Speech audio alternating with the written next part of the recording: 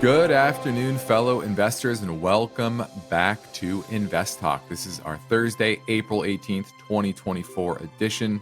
I am Justin Klein, and I'm excited for this hour with you to navigate you through the maze of investing variables that we have today. So many headlines and data that is easily accessible, but which is a good thing. You know, the democratization of investing, as I think E-Trade is the one that kind of coined that term back in the 90s. And that's certainly true, but it also brings so many things to think about. And our job is to help give you the mindset, the framework to work from, so that you can make good, consistent decisions with your money with an understanding of what's happening in the broader economy. Not using the emotions, not the PTSD of the past, but really what is happening on the ground today. Is liquidity getting better? Is it getting worse? Are our economies growing? Or is inflation going up? Or is it going down? Where are the trends within particular industries? Those big picture items are always most important because they color even the best companies. Just look what's happening right now with Apple, for example. Apple's been kind of on its back foot, one of the best companies in the entire world, but China and its slowdown has impacted them and many other names within the industry. So sometimes it's out of the control of the companies, and so that macro backdrop is very important. But then there's the micro, which is on the individual company level, and understanding whether or not it's a good business or a bad business, and is it trending in a positive direction or a negative direction? And that's ultimately, in the long term, going to win out. And so while it's easy to get caught up into the minutia of what did well over the past 2 months, 6 months, year, etc., it's really about finding quality investments, quality companies to consistently allocate money towards, and avoid the pitfalls of chasing the shiny object and the sexy names that have had great near-term performance. And so we do this by bringing you actionable material and data to help you make good decisions with your money. We also answer your finance and investment questions as well, and we are ready to do that today. Now, we are going to run down the market performance as usual, as well as the show topics for this hour, but we're going to hit our first caller question now. Just wondering if you guys use any stock screeners, and if so, what kind of filters do you guys have on there to, filter out the companies that you're not interested in? Thanks. Have a good one. Yeah, we have stock filters. I think one of the best ones that's free is FinViz that's out there. Now, it's certainly limited compared to the paid tools that you're going to get, but we use stock screeners, multiple, from Morningstar, YCharts, FactSet, among others, and they have far more data points than FinViz would, and I think it is important to pay for it. I'm sorry, most people want the free version. They go to Yahoo Finance and they just find what's free on the internet. The reality is the good data is paid for.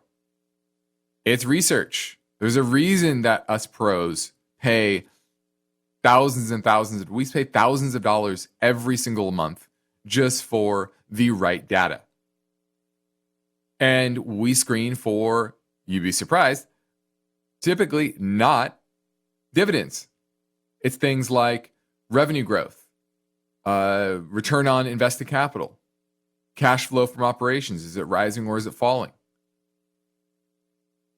If it does have a dividend, what is the cash dividend payout ratio? Meaning, what type of cash flow is the business creating, and what percentage of that cash flow is it paying out in the dividend? Typically, you might hear dividend payout ratio, but that's just based on earnings per share. But we want to know based on cash flow. Also, relative strength, both near term and full year. Shares outstanding, are they growing or are they shrinking? So these are a handful. There's many more that we include here. But I always say, you should, if you really want to be serious about this, if you really want to do what it takes to be successful, which is put in the time, develop the discipline, and learn consistently about what's going on in the broader markets and economies, you're going to need that last pillar, which is the data. And I'm sorry, but you cannot keep up with the pros without paying for some level of data. Yahoo Finance is not going to cut it. I'm sorry. Nobody who is serious about making good investment decisions is using Yahoo Finance. And FinViz is a step towards it, but it's not going to be enough. So hopefully that helped you. It's about finding the right tools that make sense for you. But yeah, focusing on finding quality businesses. Profitability, cash flows is what the core of your search criteria should be.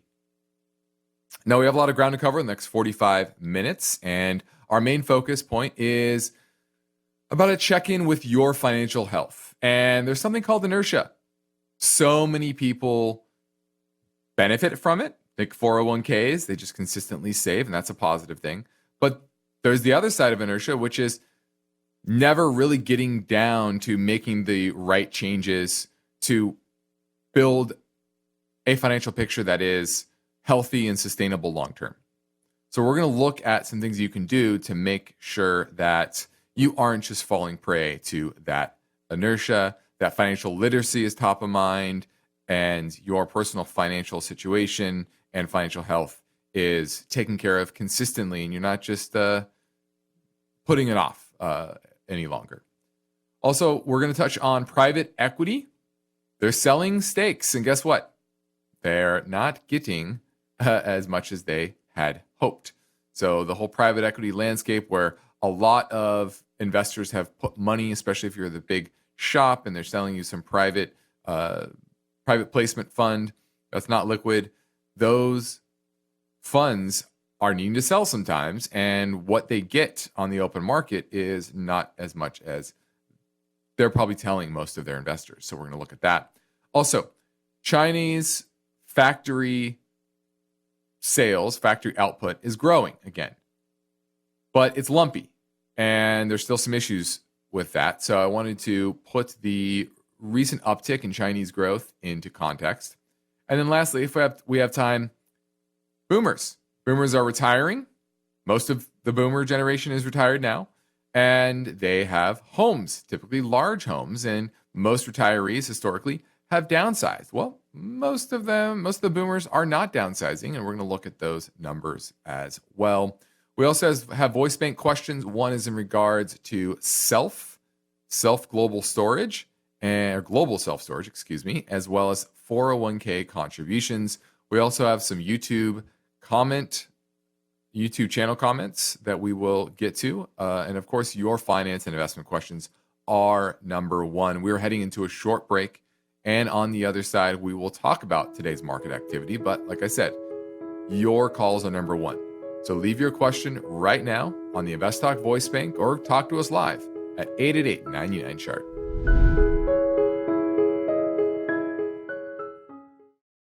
Hey, welcome to InvestTalk. I'm Justin. And I'm Luke. Together, we're here to guide you through the maze of investing and give you insights that impact your portfolio. Whether you're a seasoned veteran or just getting started, we've got you covered. The latest trends, opportunities, and expert advice. We take your calls every weekday at 4 p.m. Pacific and anytime on our InvestTalk listener line. Just call 888-99-CHART. We'll bring you deep dives into market analysis and answer your burning questions. So, why join us? To get ahead in your investment journey with strategies, tips, and knowledge that can unlock the full potential of your hard-earned money. But first, hit subscribe, turn your notifications on, and let's start making informed investment decisions together. Welcome to InvestTalk.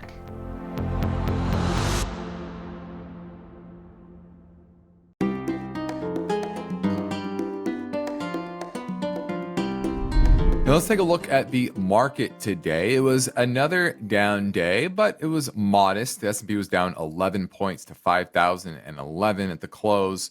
So down about 0.2%, called a 0.25% on the day. Nothing big. Small caps outperformed. They were down only 0.1%, but that was mainly because value outperformed. Both large, mid, and small cap were all in the green on the value side. The big drag on the markets were the large cap growth stocks, down 0.66%, so 66 basis points. That was led by Tesla, down 3.55%. There continues to be an exodus out of that stock, and it's pretty clear that the growth phase of Tesla is behind them. And as much as they want to talk about how they're an AI company or robotics company or whatever excuse they want to make, the bottom line is they are an EV company. 99% of their revenue comes from their electric vehicle business. And that continues to suffer down to about 100 and what are we at now for Tesla? $150 or $49. 150. We're under the 150 mark. Are we at the lowest levels? Let's see.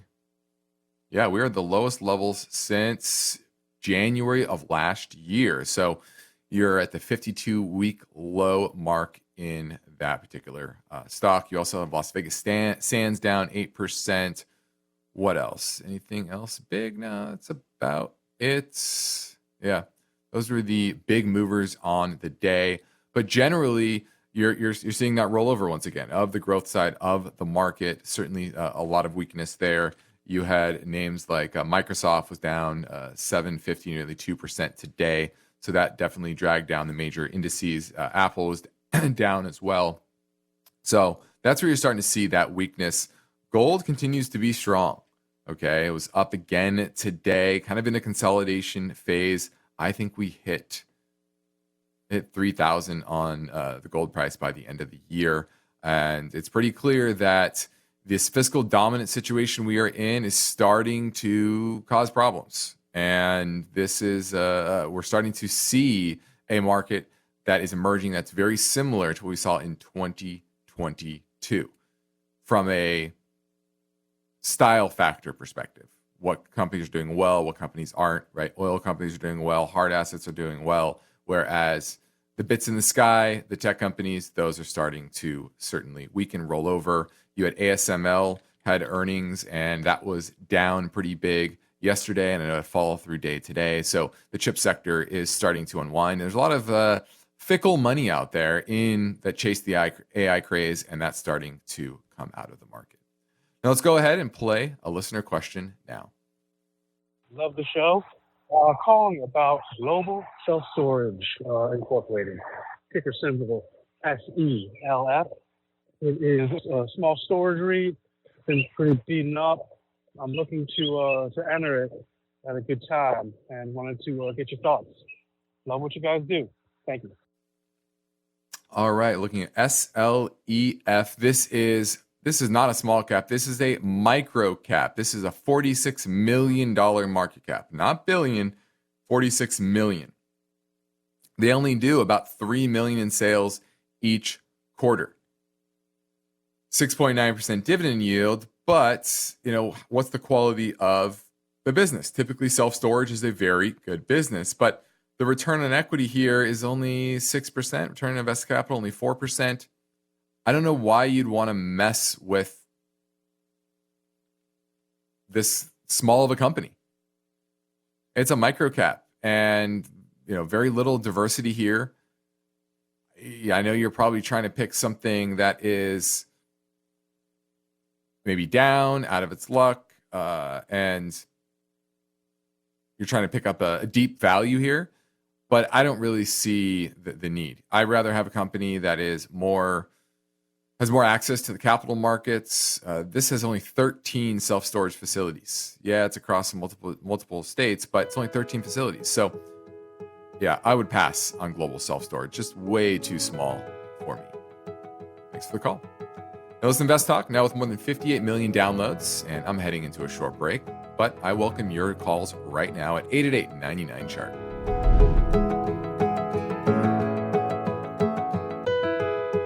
You are invited to be part of our learning experience. Simply use the InvestTalk voice bank to record your finance and investment questions anytime, 24/7 at 99 chart.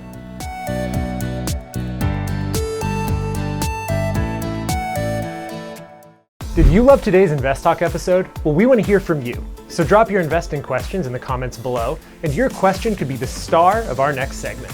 Subscribe and stay tuned to see if your question gets answered by us.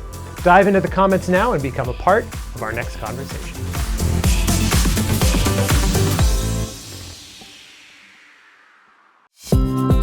Enjoyed our insights on InvestTalk? Great news. Our podcast is available on all major platforms.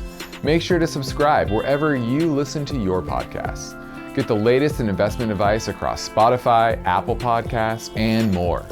Subscribe now and join our community of informed investors.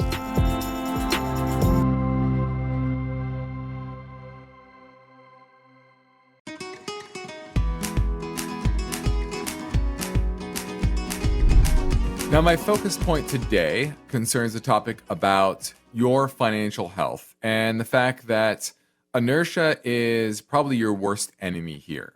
Inertia is the tendency to just choose to do nothing when faced with some type of a decision.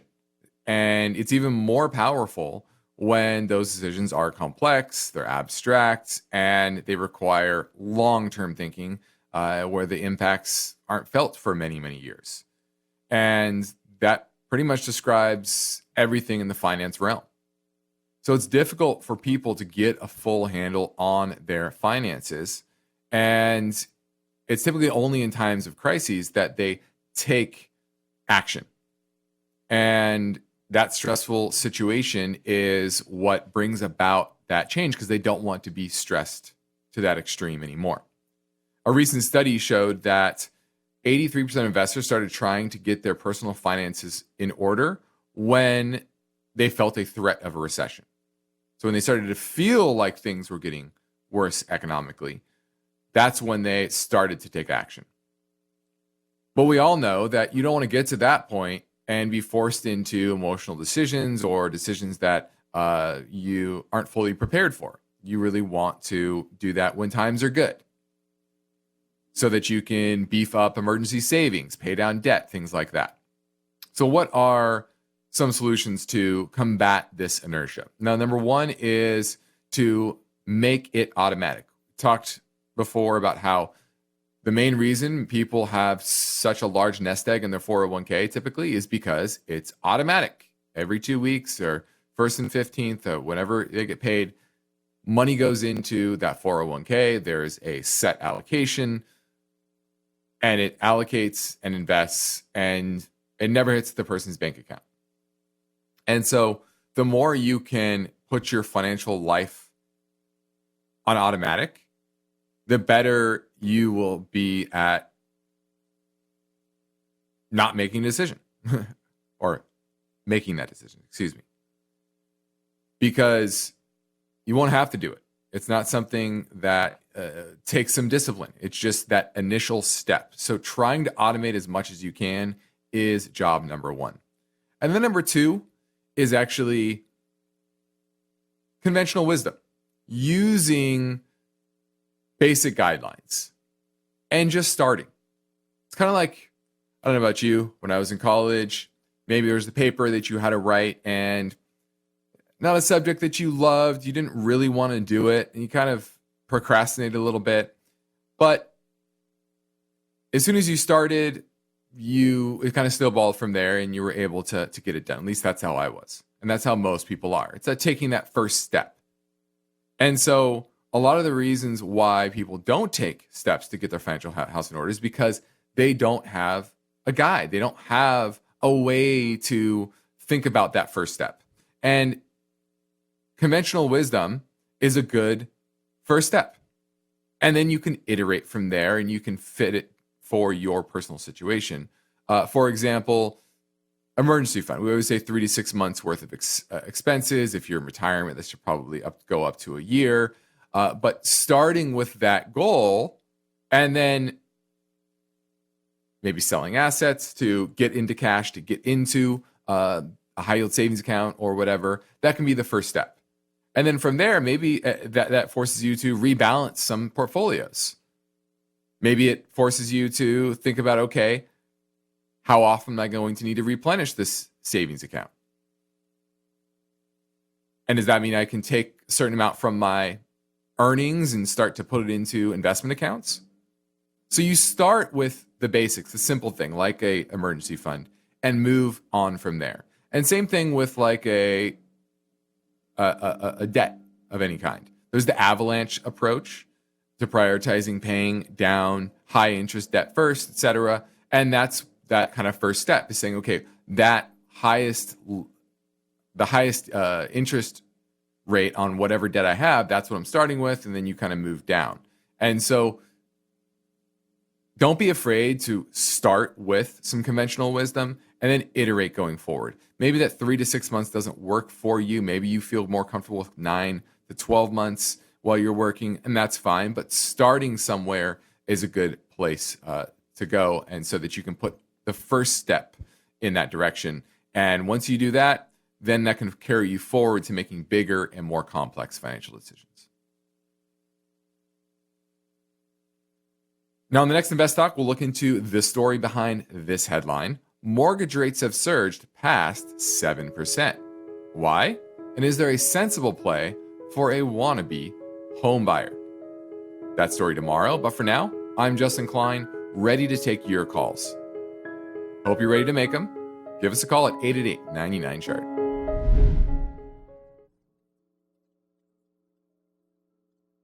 Everybody wants a secure financial future, but getting there takes strategy, discipline, and the right information. Welcome to the InvestTalk podcast.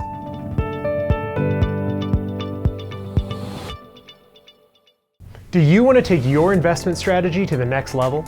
We invite you to visit investtalk.com and submit your portfolio for a free review from us. This is a fantastic opportunity to receive personalized advice and insights to enhance your results. Don't let this chance slip by.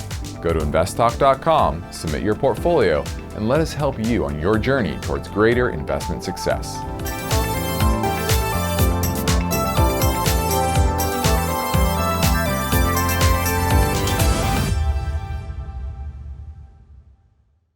Do you want to be a part of the conversation? Don't forget to comment below so we can answer your questions on the next InvestTalk podcast.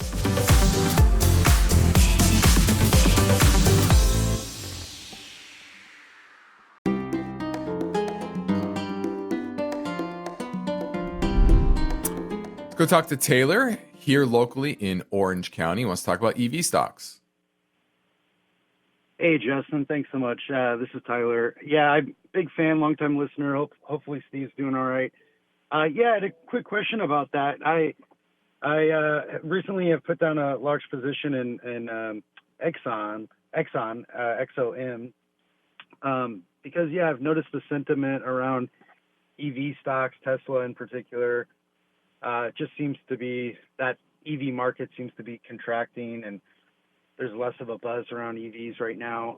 So I was thinking that it would be a good play to get into an oil and gas company, but I haven't seen much of an uptick from Exxon in particular, or oil so much right now. But do you think that's a good long-term play? What do you see coming down the line here? For both EV. Well, I think EVs, it's pretty clear. First off, the car business itself, in general, is a terrible business. Go look at Ford, GM, all these companies. Ford stock is the same as it was back in 2002.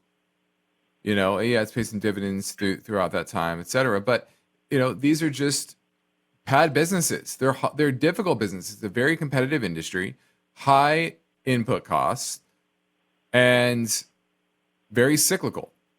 And it's just a bad business. And despite all the growth of an EV, they're also low margin. And a lot of those are negative margins. Just look what's happening with Lucid and Rivian, et cetera. And now Tesla's falling on hard times as well. So I think the entire space is just not a good place to be allocating capital. If I'm going to invest anywhere to play the EV craze, it would be the companies that are building the inputs, and not saying not the battery materials. I'm talking about OEM manufacturers to help with the manufacturing of these vehicles to make the electricity flow easier, et cetera. So thermal management, things like that. That's probably the best way to play EVs in general. Okay. Now Exxon, we like its recent acquisitions, and it has a lot of potential great plays off the coast of Guyana is one of them. And we think oil prices or oil stocks are going to continue to trend positively. And look at Exxon stock compared to the legacy automakers. And so historically, it just has done much better. So much better place to allocate capital Exxon versus the EV names. Great, thank you. Thanks for the call. Let's go to Luke in Wisconsin. He's looking at Autodesk. Yeah, hey Justin. This is one I've been tracking for a while, and they're a leader in computer-aided design software. They got pretty dominant market share in that industry. Really high recurring revenue industry, great balance sheet. They're buying back shares. Great growth. They seem to be doing all the right things, but recently they had some accounting issues.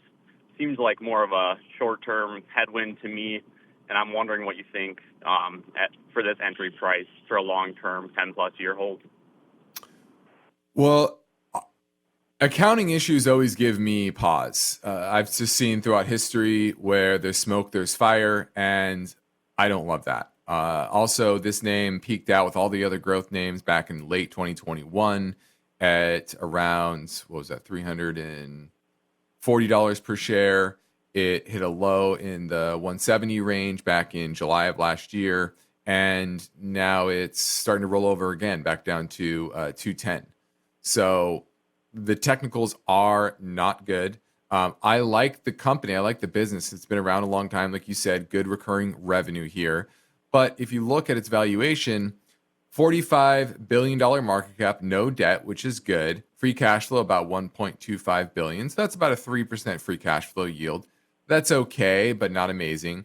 But the multiple it's trading at, enterprise value to EBITDA is 36 times. I just think that's just too expensive, frankly. And the technicals aren't lining up either. So this has to get back down closer into the, I would say, teens in enterprise value to EBITDA. Would cut this in half.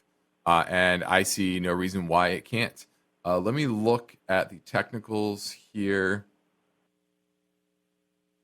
Yeah, let's call it 140. That's an area that might interest me. But until then, I'm not owning it. The technicals are too poor. It's still too expensive. It's a good business, but all the trends, both fundamentally and technically, are not looking so hot. So name to have on the watch list. I definitely want the accounting issues to be cleared up and to get to a more reasonable valuation. And 140 is that number from 210 today. Thanks for the call. Now let's touch a bit on China. And it's somewhat recovered from its poor economic showing in 2022 and last year. But it's been lumpy. And for the first quarter, the GDP growth was 5.3%. That's up from 5.2% in the fourth quarter of last year. So not a huge difference, but it's some progress. But mainly what they're doing is they're investing in factories. Mainly because they don't really have anywhere else to go. Their real estate market is crumbling. This is one of the big reasons why money, I think, is flowing into gold so dramatically, is that China historically, for the past 20, 30 years, Chinese citizens, in order to save, their whole mantra was put money into real estate. That's the safe way to go. And their entire economic growth has been built upon, I don't want to say house of cards, but, on quicksand. Because way too many units for their population. And now prices of real estate continue to go down, and it continues to be a drag on the overall economy. And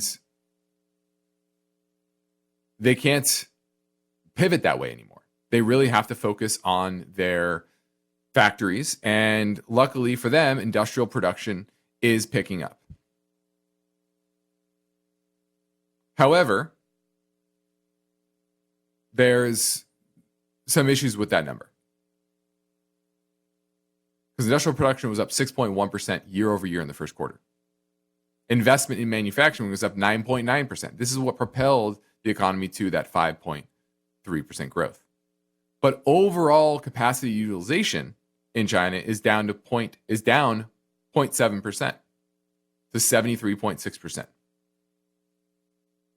And inventories are up 2.4%. So what it's saying is, great, you invested in capacity. But there's not the demand to meet that capacity. And you see that because this is overall dropping the percentage of the factories that are being used. So the growth of manufacturing capacity is outpacing the demand growth.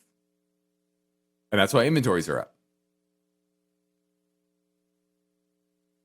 And real estate sales continue to slide. Property investment fell 9.5% in the first quarter. And that was a worsening from the 9% drop in the first 2 months of the year. So that's for the full quarter, it was down 9.5%. But for the first 2 months, it was down 9%. So think about the acceleration in that March month. And then retail sales. It was only at 4.7%, below the overall growth of the economy. And mainly it's because Chinese citizens are not very confident in their financial situation. They're not spending as much. Unemployment rate did tick down from 5.3 to 5.2, but it's not translating into more spending. In fact, Beijing has implemented policies,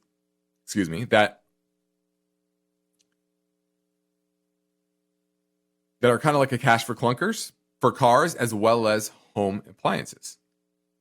So to spur that activity, people going out there buying cars, buying appliances, they have an incentive program for that.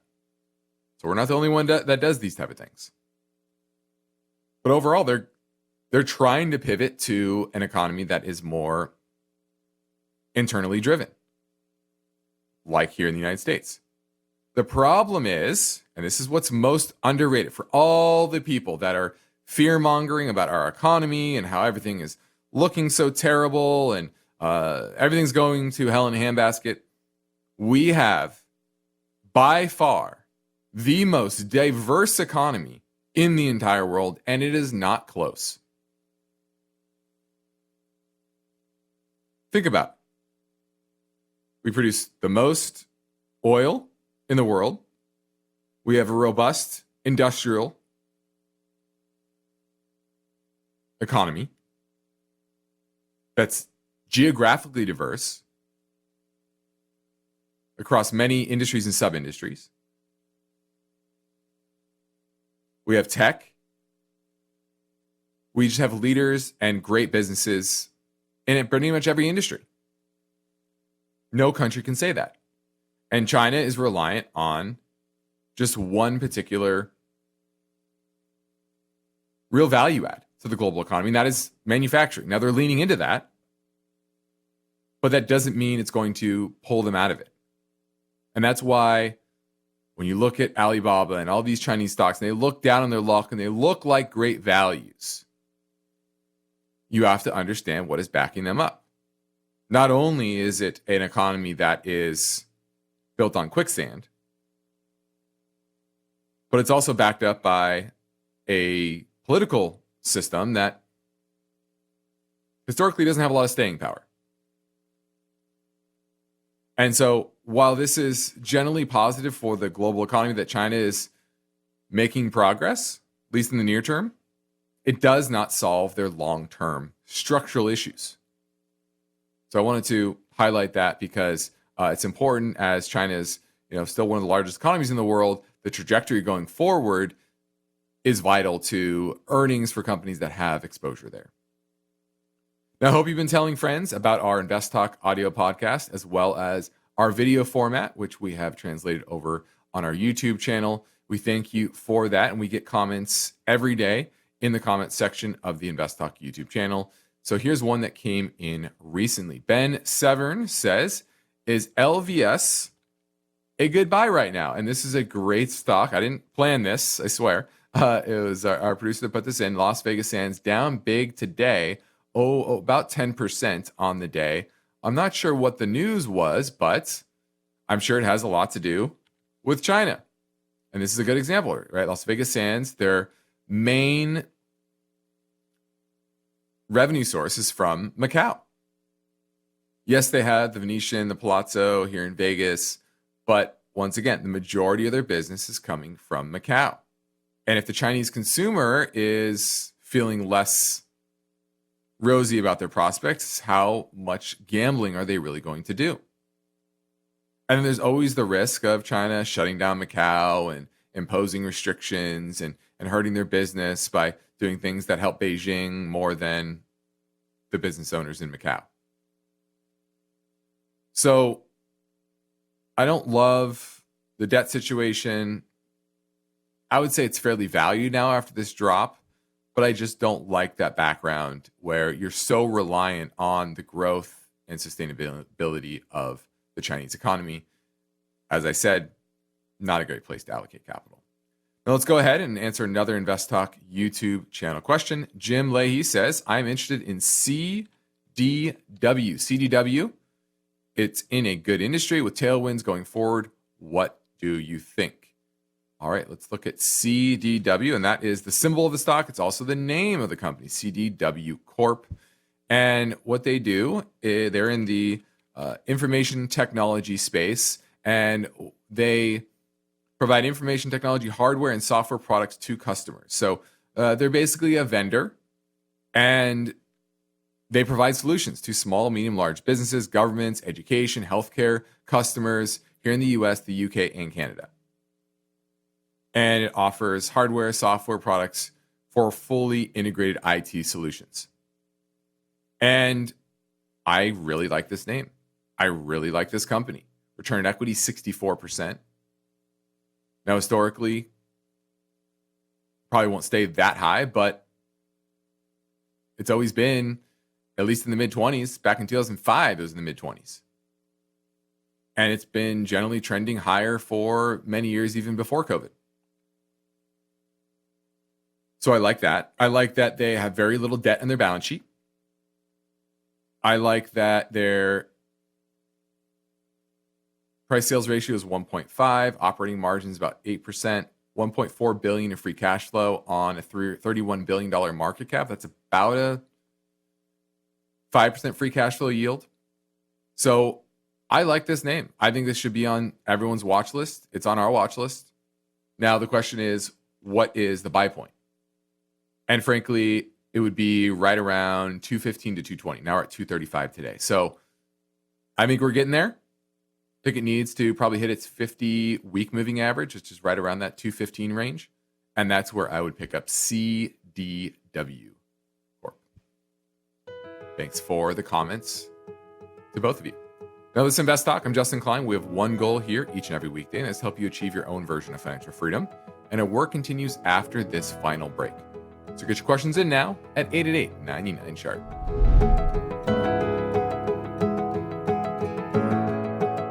You are invited to be a part of our learning experience.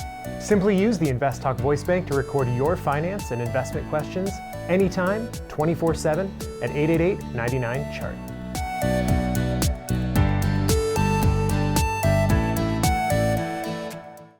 Love today's InvestTalk episode? We want to hear from you. Drop your investing questions in the comments below, and your question could be the star of our next segment. Subscribe and stay tuned to see if your question gets answered by Luke and I. Dive into the comments now and become a part of our next conversation.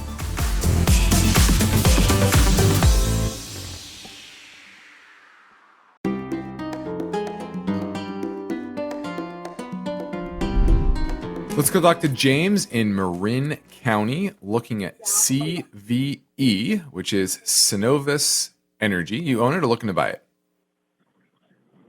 Oh, I own a little bit of it. I was going to add to the position, but I've just been not so sure what's going on with the whole energy industry right at the moment. But also, thank you so much for taking the call. I really do appreciate learning from everything you say on the radio, and it's very educational. I do appreciate it. Yeah, no problem. Glad you're getting a lot out of it. And you're looking at Cenovus Energy, and this is a Canadian oil company. Mainly, it produces oil out of the oil sands assets it owns. And if you don't know this, most of the companies that are producing in Canada are producing from oil sands, which means it's a very gunky oil. It's a different refining process. They usually sell it cheaper to U.S. refineries, and it means they earn less profits, but there's a lot of it up there. And so it does tend to have pretty dramatic swings in earnings compared to your average oil producer. But if you're bullish on oil, then I think that this is a pretty good play. Now, is it the best in Canada is probably your other question. And I would say no. I think there are better ones within Canada that I would rather own. So think about that. I can't tell you which ones, but there are other larger Canadian oil companies, and I would look elsewhere. Not that Cenovus is bad. It's a good company, well diversified, out of Alberta. Has a solid balance sheet. It's not expensive or anything like that. Has good profitability. I just think you can do a bit better by finding a different Canadian oil name. Okay. Thank you very much. Yeah, no problem. Thanks for the call. Now, lastly, let's touch on private equity. Private equity has been very popular over the past decade plus since the financial crisis, and mainly taking advantage of very low interest rates, very low cost of capital. But now with interest rates on the rise, institutions that are trying to unload some of the assets, some of the companies that they bought with this leverage, they're having trouble selling it. And big investors sold 99% of their private equity holdings at or below their net asset value on the secondary market last year. This is according to Jefferies. So when you look at a private equity investment and it says it's worth X, that's the NAV, right? The net asset value. Basically, you cannot trust that because the assets that have been sold last year were almost all below that number. And it's a good example of why these private investments, whether it's a private REIT or a private debt instrument or private equity instrument, all of this is, the truthfulness of the values are up to interpretation. Because remember, these things are not trading every day. They're not mark to market. And typically these private equity funds will cash out by going public, buying smaller companies, maybe streamlining them, usually loading them up with debt, but repackaging that company or maybe a multitude of companies into a public listing or selling to a public company. And frankly, that works out when the IPO market is open, but it hasn't really been lately. Now, the biggest negative impact for this has been on pension funds. Because pension funds are obligated to pay out to their beneficiaries, and a lot of them have been loading up on private equity to chase yield, because that's what it's all about, for the promise of higher yields. But in reality, there's not really higher yields, and there's a risk of illiquidity. And it was always deemed not an issue, but at some point, most people or most entities need that liquidity. So many of them were finding out that private equity is not a magic bullet, and liquidity does matter. And public pension funds in North America allocated on average 11% of their assets to private equity last year. That's up from 8% just 3 years ago. So they continue to add, even though it's becoming a problem for them, and they're not getting what those statements are actually saying.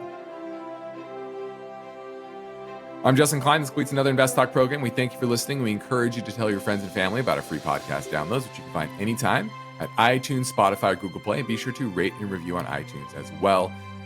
And remember to tell your friends about the InvestTalk podcast, now available in video form over on our YouTube channel. Just search for InvestTalk with 2 T's. Independent thinking, shared success. This is InvestTalk. Good night. InvestTalk is a trademark of KPP Financial. Because of the nature of the interactive dialogue inherent in the format of this program, it's important for the listener to understand that not all comments made will apply to them. Specifically, nothing said shall be taken to be investment advice, or shall statements on this program be considered an offer to buy or sell security. Because such advice is rendered solely on an individual basis and at times will require that the investor review a prospectus before investing. InvestTalk is a copyrighted program of Klein, Pavlis, and Peasley Financial, a registered investment advisor firm which retains all rights. For more information regarding KPP's investment advisors, call 1-800-557-5461. Steve Peasley is president, and Justin Klein is chief executive officer of Klein, Pavlis, and Peasley Financial. Thank you for listening, and your comments and questions are welcome on our 24-hour listener line at 888-99-CHART.